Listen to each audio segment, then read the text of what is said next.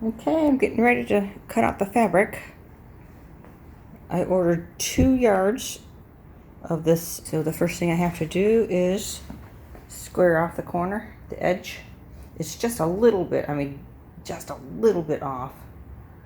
But since they sent me an extra 5 inches, I've got room to play here, so I'm going to cut off probably like a ½ inch of it. That's step 1.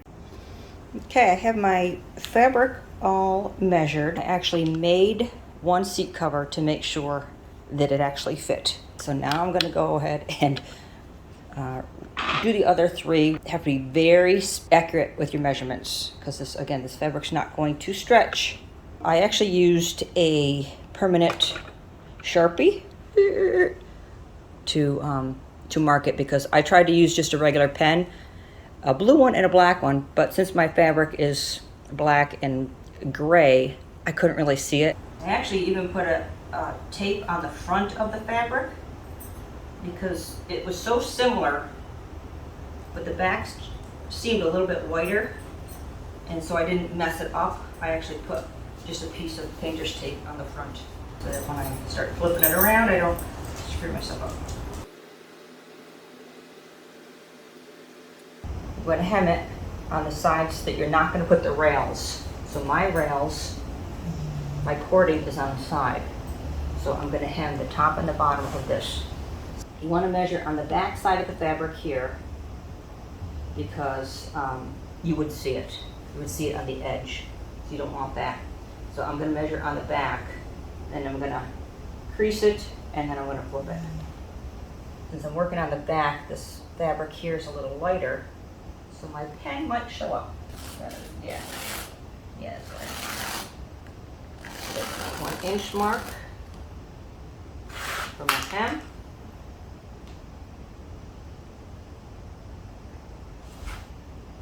So pinch it along that, so you know how when you flip it around.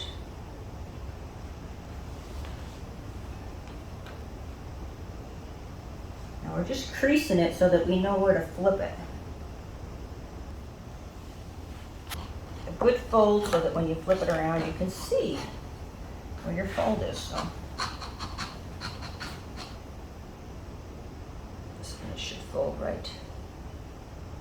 Again, what you want is 1 inch. Now, you can do it this way, or you can just, if you didn't want to do that, you can just flip it and measure up your inch and press it down. Both ways will get you where you want to go. Now I have these little ditties.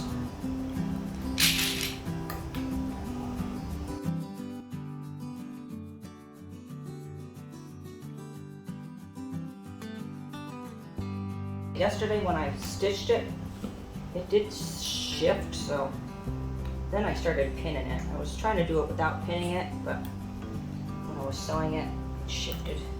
I wish I had the perfect answer for what is the best way to do this, because what they showed was making the mark. This is the back of the fabric. Making the mark on the back again, and then creasing it over, creasing it, and then squishing it down here. Okay, so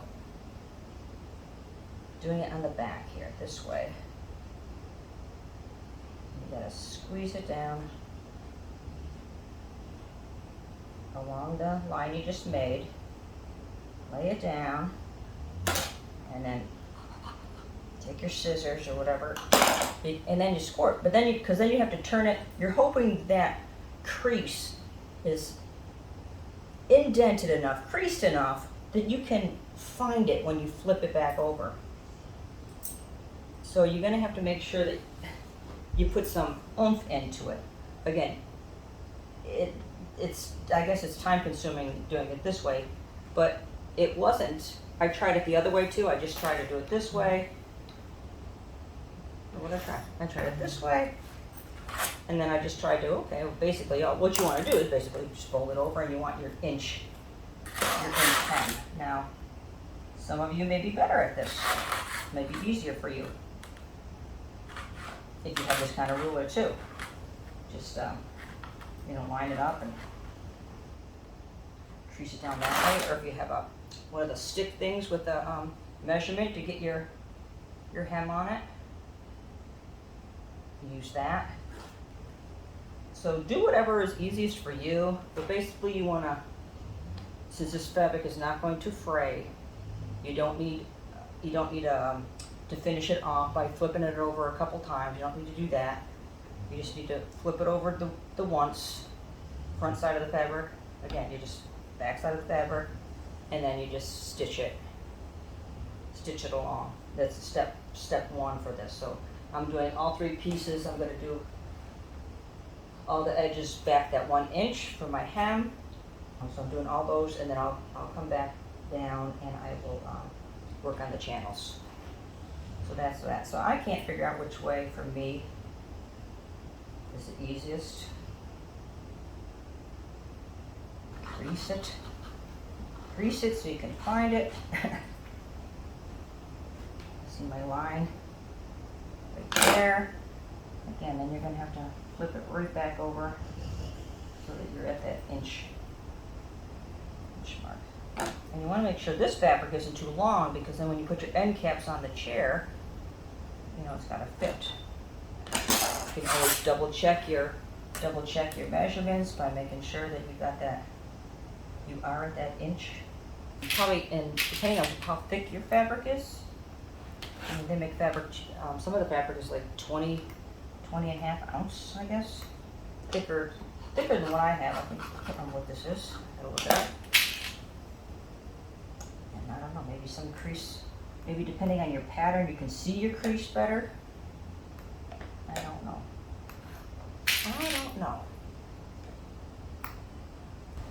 This is the first time I've changed the fabric on these sling chairs. Ever.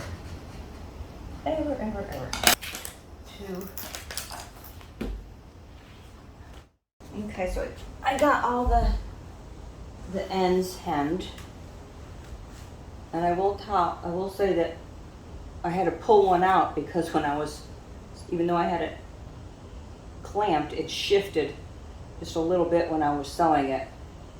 So I actually ripped it out. I mean, this is plastic and it shifts a lot. I will say that that's the sucky part about this stuff. But when you get it the end sewn, they should match up. They should be equal. You should be working with a correct shaped fabric. Now to do the channels where you put the cording, I already measured this one. So this is the front of the fabric.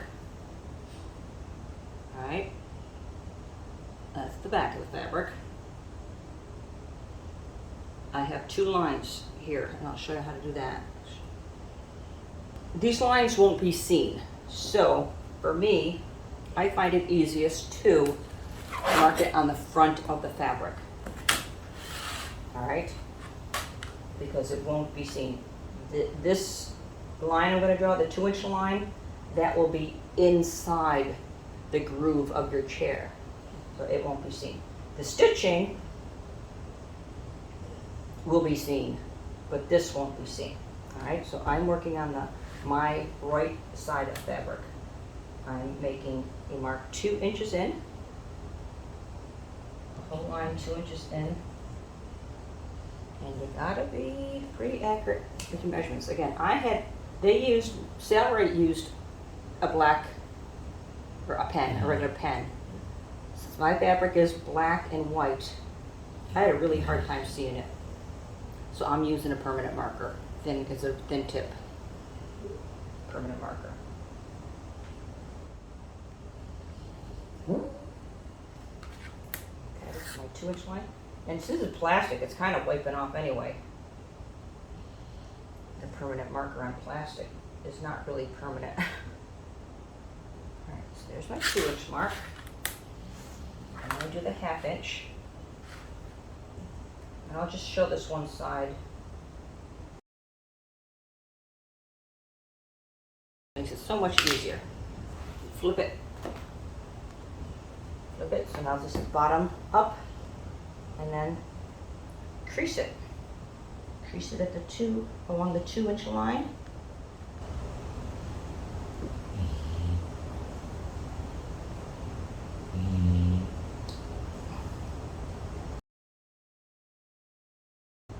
Makes it easier to see, definitely with a marker.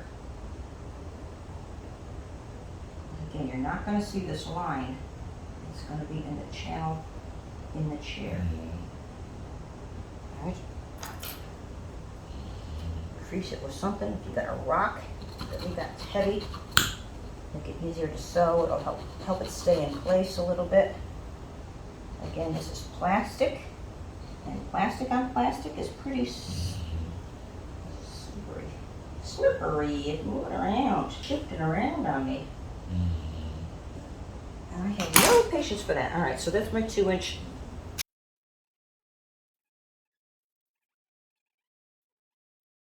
For that. And I don't have any pins down here, but this first one here, you could flip over your 1/2 inch and pin it in place. So when you're sewing, but I'm just going to hold it when I'm doing it. I'm going to just work it under my sewing machine little by little. All right, so that's that.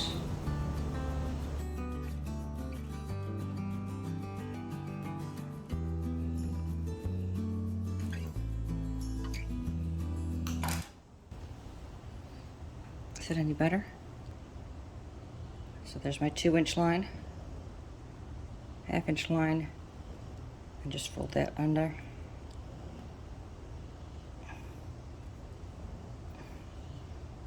And then once you fold it, you want to sew as close to this fold mark, not your edge, but this fold mark. You want to, I'm going to do 2 rows of stitching, and then which will leave that open right there for the cord to slip through.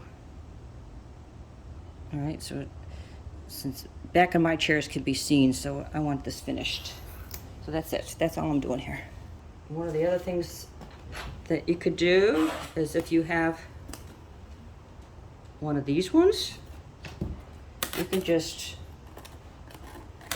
line up your edges, line up the edges of the fabric, and roll the fabric until you get at that 2-inch mark, and then squish it down. So again, you're gonna have to figure out what's best for your fabric and your eyes, and what you can see and what you can feel. All right, fold that in and fold it over to where you hopefully can feel that crease that you made. This here fabric, believe it or not, it's almost like a water, it's a wave. So even the lines in it aren't straight. My pattern's not straight. So it's almost like a psychedelic look to it when I'm trying to look at it. Like, where the hell is the lines?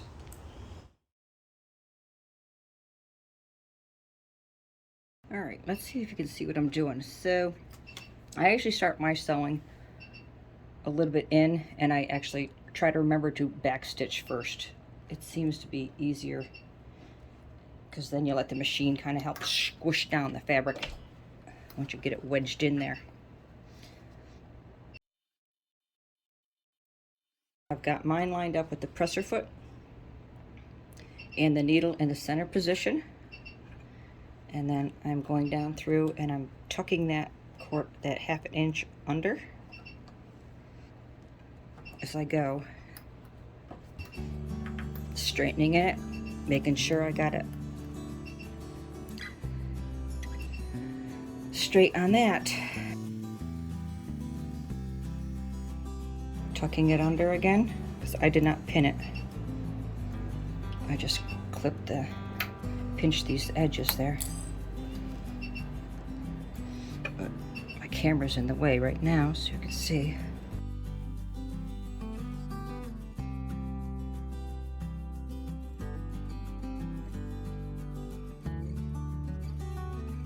2 rows of stitching. So I did one, and I'll do the other one even closer to that. But what I'm doing this first time around is I'm actually just doing all these first stitches just to get it done. I don't know why I'm doing it this way, but I am. All right, so fold that over. Again, if you're working with thicker fabric, good luck to you. Good luck to you. This is pretty thick, and this is my Sailrite. This is more of an industrial machine. I don't know if a home machine, if the presser foot would be high enough to get the fabric under, because this is just getting kind of tight there. All right, put it down. My girlfriends are coming over tomorrow. I want to have these chairs done so that we can all sit outside. And that would be lovely. Lovely, I tell you, lovely. Okay.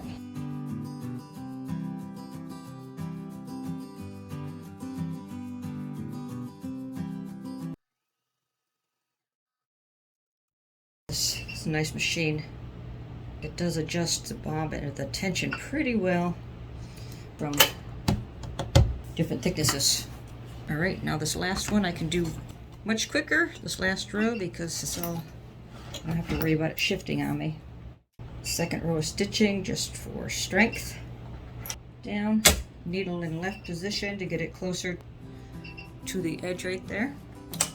Back stitch.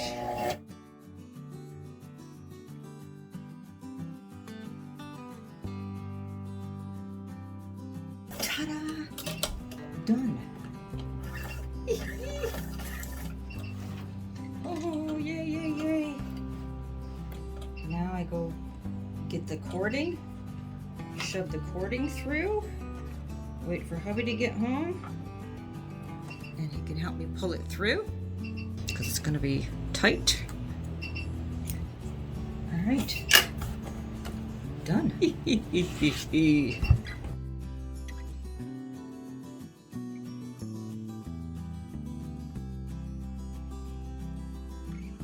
This is the fabric I got, and this was the information. If you actually call the company, they will send you free samples. So I called the company, and then I shopped around online for the best price for my actual fabric, and I ended up going, for this fabric, I ended up going to Sailrite. And I'm not saying that that's where you should go. And different places have different fabrics, so shop around. Some of the other fabrics I was gonna go with was, this is just a grayish white. I decided not against that, and I love this fabric. Oh, I love this. This is like a glittery, it almost has a glitter, like a glittery gold to it, I mean silver. I thought that was pretty. Also, that's nice that it actually does show that was the back. So I guess there is a front and back to these.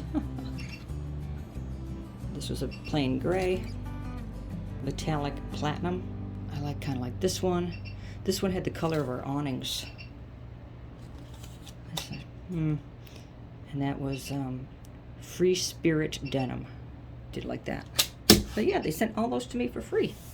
And so this is the one I used, because I thought from a distance it would look grayish. Black and white together would look gray. Yeah. We shall see.